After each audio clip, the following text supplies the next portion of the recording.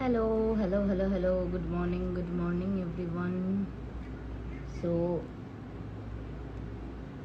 मैं स्टार्ट किया हूँ लाइव विथ मॉर्निंग टी। बदलेंगे नहीं या जो नए काम करने वाले लोगों को प्रेरणा नहीं जगाएंगे कि आप सिंगर नहीं भी बनेंगे तो भी भोजपुरी में एक्टर बन सकते हैं। इस चीज को चेंज करना है।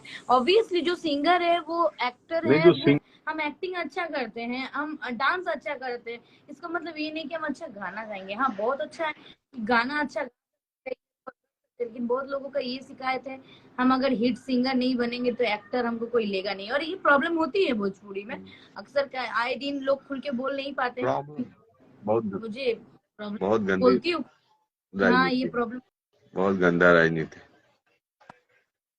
बहुत ज्यादा। बहुत गंदा राजनीति।